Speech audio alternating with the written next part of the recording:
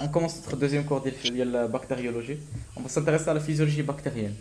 On va voir quelles sont les différentes caractéristiques d'une bactérie qui lui permet de vivre, de se multiplier et d'exercer sa fonction.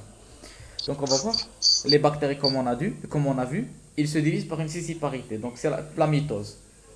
Donc, ils vont se multiplier en deux. Donc, d'une manière exponentielle. On aura à partir d'une bactérie, la deuxième génération, deux, troisième génération, quatre bactéries, 8, 16, etc. Génération par génération. C'est pour cela qu'on va voir que le nombre des bactéries pendant la phase de multiplication, il augmente d'une manière exponentielle. Donc, comme on le remarque ici, première génération, deuxième génération, troisième, quatrième, etc. Donc, le nombre, il se multiplie en deux après chaque génération.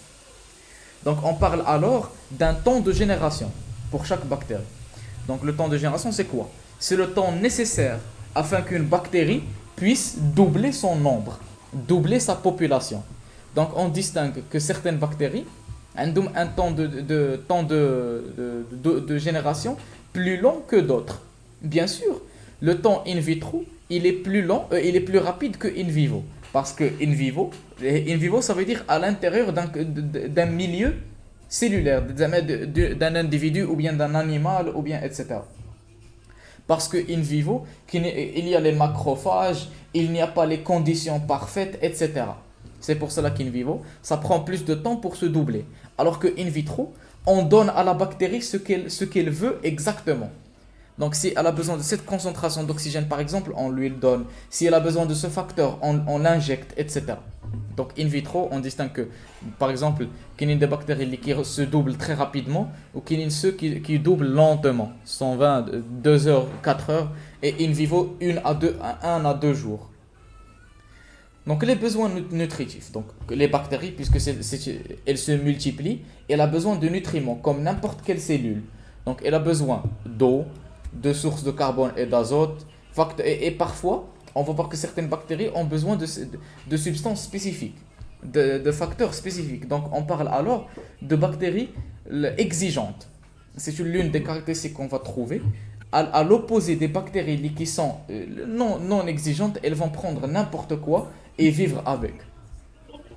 ياسين Oui, ان فيفو يمكن لنا نقولوا حتى لي زونتيكور زعما السيستيم ايميتير حتى هو كيغالونتي oui, داك bien sûr.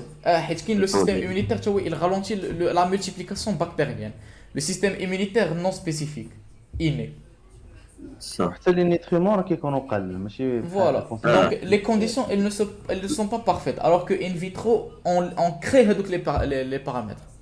Maintenant, les conditions de vie de chaque bactérie.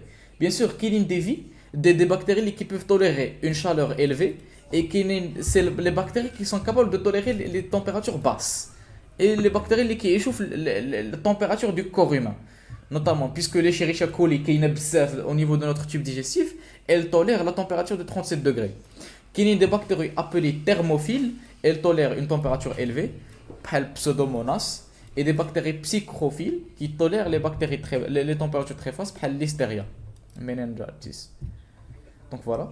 De conditions physico-chimiques, donc bien sûr, puisqu'on a vu qu'il y a une certaine bactérie capable de sporuler, donc pour conserver les bactéries, on peut utiliser des températures très basses, entre moins 20 à moins 80 degrés Celsius ou bien plus 4 degrés. Et pour stériliser une colonie, on peut utiliser des degrés très élevés, plus 134 degrés Celsius, plus 180 degrés Celsius, etc. Pour s'assurer qu'on va neutraliser toute la colonie. Bien sûr, qu'il y a aussi des bactéries qui sont capables de tolérer des pH différents. On parle alors de certaines bactéries neutrophiles qui tolèrent un pH neutre, des bactéries alcalophiles qui tolèrent un pH alcalin et acidophiles qui tolèrent un pH acide. Donc on comprend très rapidement que les bactéries acidophiles, ce sont celles qui vont résister notre suc digestif, nos enzymes gastriques, parce qu'ils tolèrent avec le pH bas. L'exception ماشي l'exception, l'exemple de l'Escherichia coli. L'Escherichia coli n'est pas neutralisé par l'acide gastrique. Ensuite, la nécessité en oxygène. On distingue 4 types de nécessité. Par exemple, qu'il y a des bactéries qui ne peuvent vivre que dans un milieu aérobique. Ça veut dire qu'il y a présence d'oxygène. qu'il y a des bactéries qui peuvent exister que dans un milieu absent d'oxygène.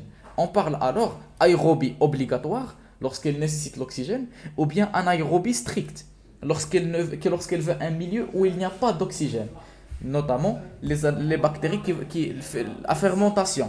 Les bactéries à fermentation qu'on va voir plus tard, Inch'Allah, ce sont des bactéries anaérobiques. Et ensuite, nous avons des bactéries qui sont facultatives. Elles peuvent vivre dans les deux milieux, soit aérobiques ou bien anaérobiques. Et finalement, nous avons des bactéries micro-aérophiles. Micro-aérophiles, qu'est-ce que ça veut dire? Comme le nom indique, ils nécessitent une teneur en oxygène bien spécifique, plus basse que la normale, mais qui n'est pas anaérobique. Ils nécessitent tout de même un peu d'oxygène. Donc c'est un facteur, cette caractéristique d'elle, est-ce qu'il est aérophile ou bien anaérobique? C'est un facteur qui va rendre la bactérie, est-ce qu'elle est facile à cultiver ou bien difficile à cultiver. Nous allons voir qu'au fur et à mesure qu'il y a des bactéries qui sont presque impossibles à cultiver dû à cette condition. Parce que pour générer, par exemple, un milieu micro-aérophile, ça prend beaucoup de ressources. Donc on va dans ce cas pas cultiver cette bactérie dans des cultures quotidiennes. On ne le fait que pour des raisons de recherche, etc. Alors que les bactéries anaérobies facultatives, on peut les cultiver d'une manière quotidienne facilement. Donc voilà la dynamique de croissance d'une bactérie.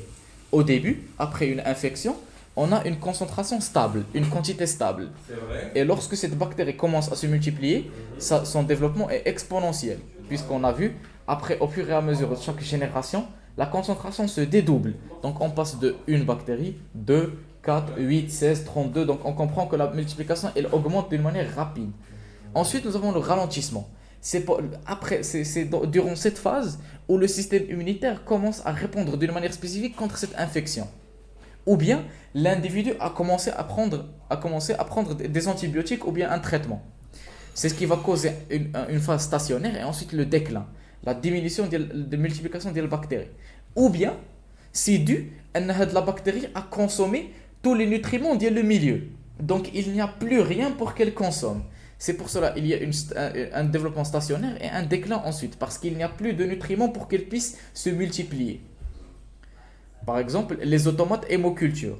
Lorsqu'on donne une bactérie dans un milieu, on injecte une quantité X de nutriments, on observe cette multiplication et ensuite elle s'arrête parce que les colonies des bactéries ont consommé tous les nutriments qui se trouvent au niveau de ce milieu.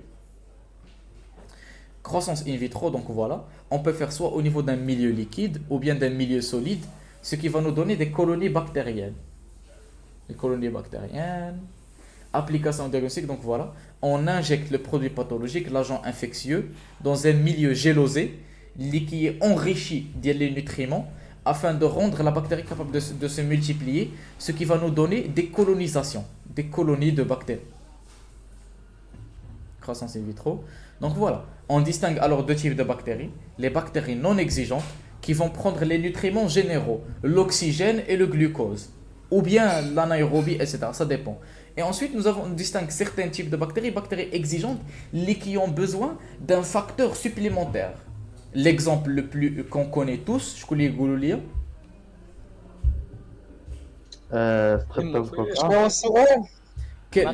exemple d'une bactérie exigeante. L'hémophilis influenzae. Très bien. Dès qu'il y a la bactérie, elle nécessite le facteur 5, qui le sang. Nous allons le plus simple, les Helicobacter pylori. كاينين plusieurs exemples, oui. Mais اول واحد اللي غيجي في الدماغ هو l'hémophilis حيت هو اللي شفنا في الاول partie. Donc c'est une bactérie exigeante. Pourquoi? Parce qu'elle a besoin Intracellulaire. ماشي intracellulaire. ماشي Il est intracellulaire. Bon, مهم. كاين فاش La définition d'une bactérie exigeante, c'est qu'elle a besoin, en plus de l'énergie et de l'oxygène, ou L'humidité, température. etc. En plus de هذاك الشيء, elle a besoin d'un facteur spécifique. شي حاجة إضافية. Un composé هذيك supplémentaire الأخرى qui existe. كتحتاج Le لي facteur فاكتور 5. croissant. Donc voilà, application, adaptation des conditions de croissance. C'est pour ça qu'il est important de reconnaître la bactérie, elle a besoin de quoi pour être capable de la cultiver. Par exemple, ici, on trouve une culture au niveau d'une gélose de sang. مثلا les bactéries qui ont besoin ديال داكشي اللي كاين في le sang, une culture aérobie ou bien une culture anaérobie, etc. Donc voilà, il y a aussi des cas particuliers, par exemple Rickettsia, puisqu'on connaît très bien que Rickettsia c'est une petite bactérie, donc elle est intracellulaire, c'est pour cela qu'elle a besoin d'une culture cellulaire comme un virus. Et le Mycobacterium tuberculose qui a besoin d'une gélose Lowstein-Janssen. C'est elle qui est capable de cultiver le tubercule, cet agent infectieux parce qu'il est exigeant. Donc voilà, c'est tout en ce qui concerne la physiologie bactérienne. Non. Oui. صافي حيد اللايف Oui. C'est الريكورد